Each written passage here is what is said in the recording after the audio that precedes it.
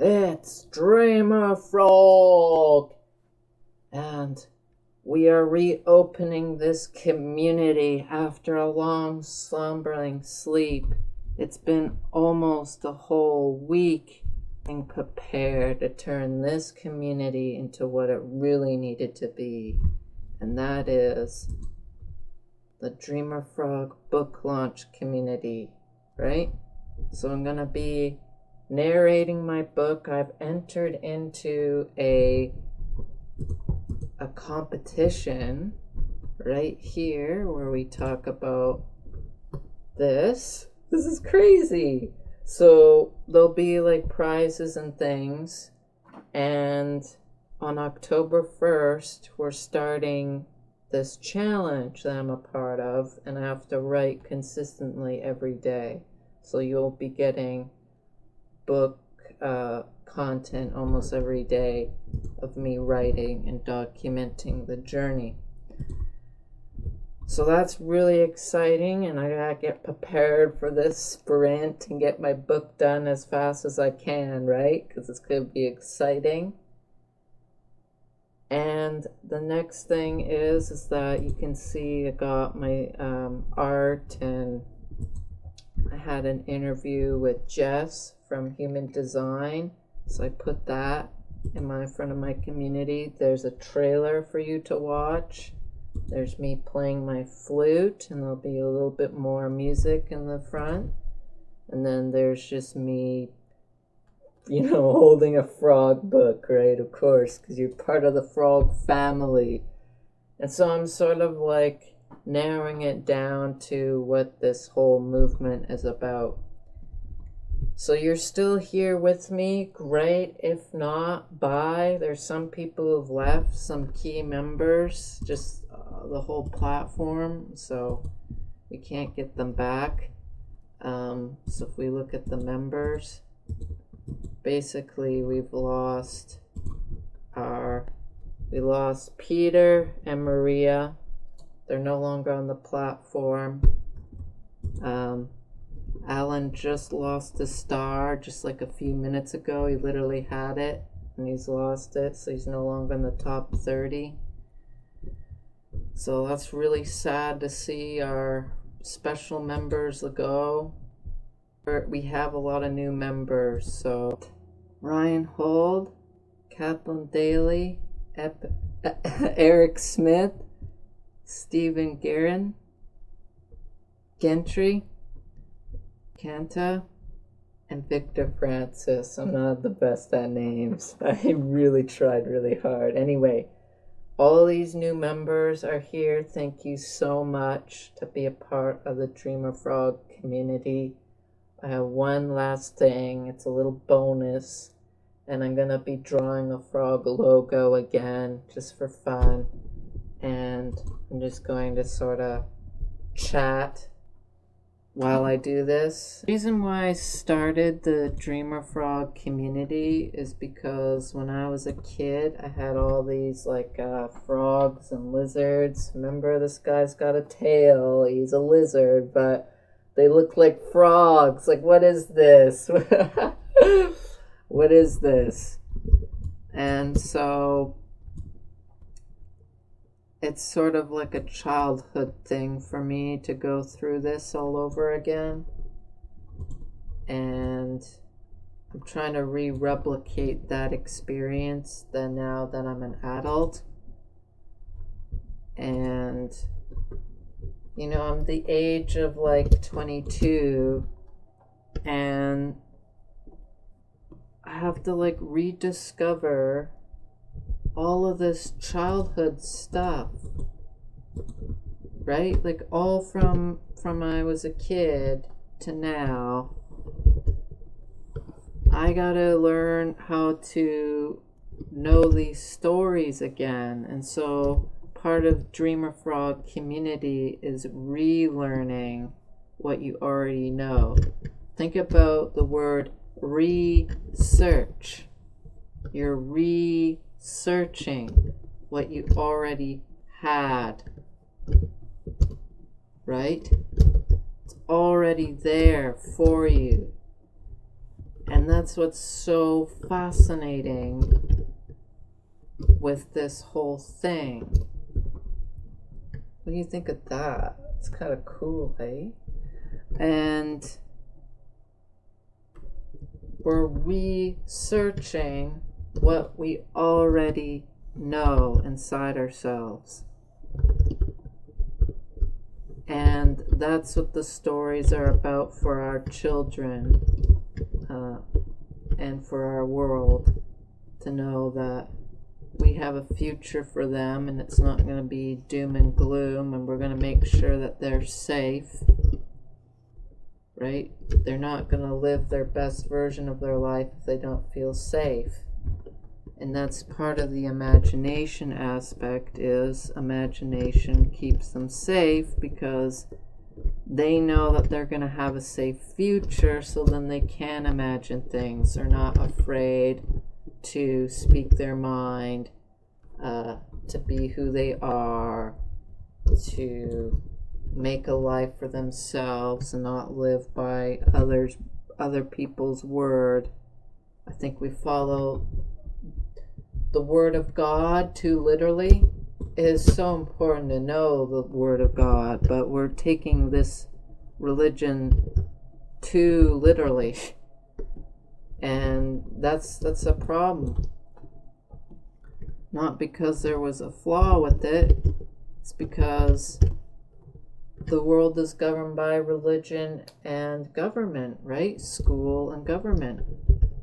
School is just a branch of government, and religion influences like the spiritual operating system behind that, right?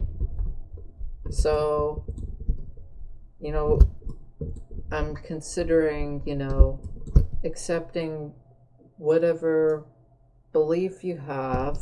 It doesn't really matter to me. It's knowing that you don't need to live in fear. You don't have to take things so literally and so seriously and deliberately, accept who you are. Because it's hard, because the whole world doesn't want you to be who you are. I listened to the Tao documentary like 30 times.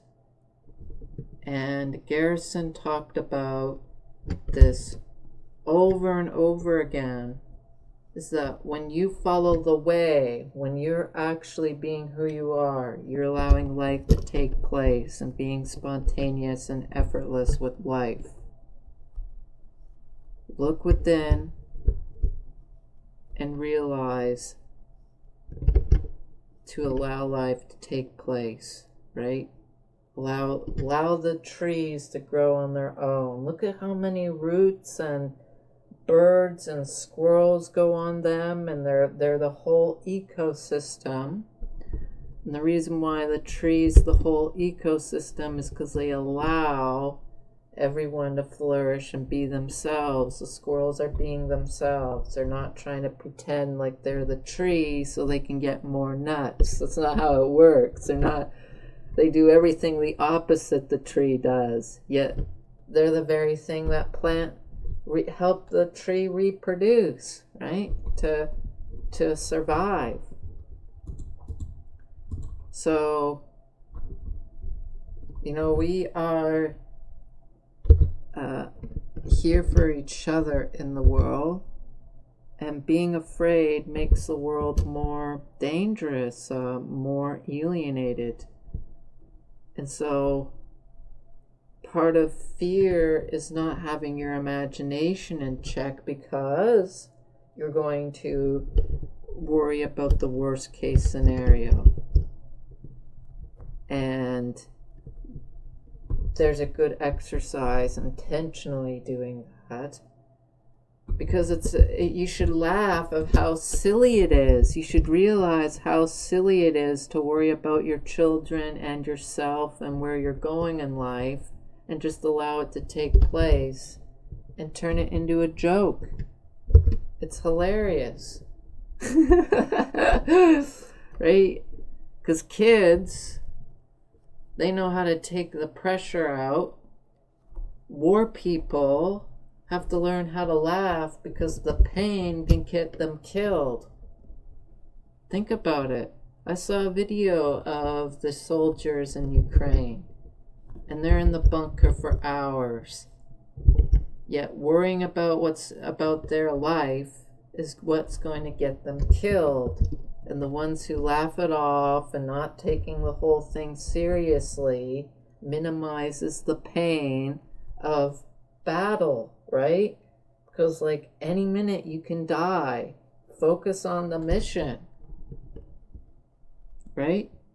So like even those guys got to imagine a better situation, right, in these dire wartime situations, you know, contemplating the end of your life every single day. It's a good story to have because war is happening right now and hostility. You know, our communities are becoming more unsafe, especially here in Canada. I feel like it's almost happening intentionally, right? Like the world wants the West to collapse so it cannot be as strong as it used to be to get more power and influence over us. You know, our sovereignty and our safety. Like we're the wealthiest nation in the world here in Canada and in the United States, and our adversaries want us weak. That's common knowledge at this point, right? There are influences who are jealous of what we've done, but we need to lead as an example for the world and not be a tyrant and self-indulge in our greedy and our selfish uprising of our wealth, right? Like, is it fair that a condo in Vancouver is $3 million, $5 million, $1 million, yet a person in Nigeria, and we have community members who are from all parts of the world, in Africa, Asia, and, you know, like we're an international group. That's just how school works. But I want you to remember that what is happening is that that's unfair, that a condo is $1 million and I can sell it and live off of that for the rest of my life, and someone in Nigeria can never afford a nice place to live, right? Now, life is always going to have its unfair balances and things, but our adversaries are jealous. They want that. You see what I mean? Right? They're jealous, not because we have it all, but because they work every single day to get their society back in track. Right? They're like it's the same thing in China and the rest of the world. They want the same thing as we do.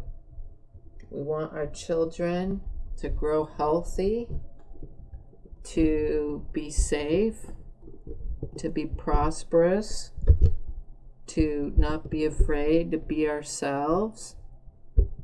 Tyrants of control are confused and are living in their trauma and are taking up responsibility that they were born into, or, you know, like in a life where you never were humiliated, right? Like, I like Xi Jinping because he actually lived in a very difficult life. But some kings in the past, they were just, you know, raised with the king, right? So like the spoiled tyrants.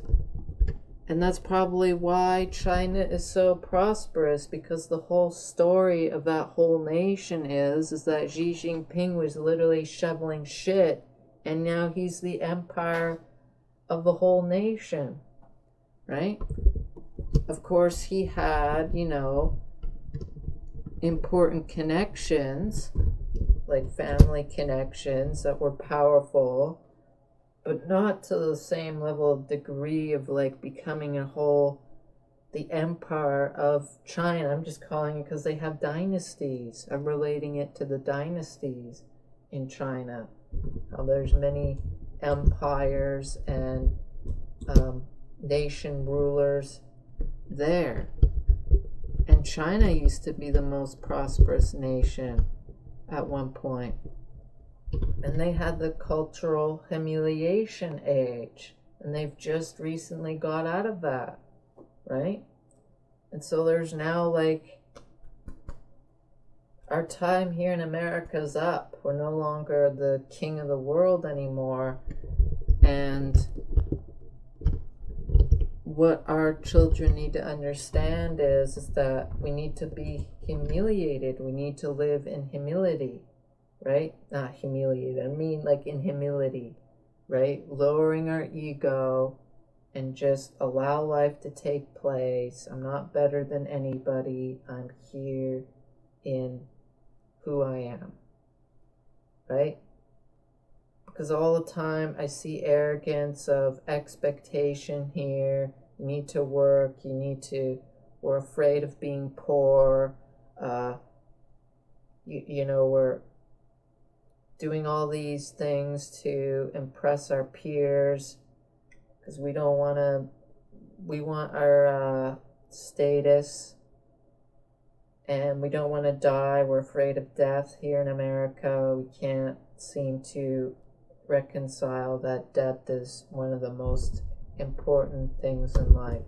It's actually a really beautiful process. Once you're spiritual, you're not afraid of death. When you're truly embodying the divine spirit, you're no longer afraid of the death anymore, because you realize that you'll reincarnate. You realize that you're being trained for the next life. You're being prepared for the next life.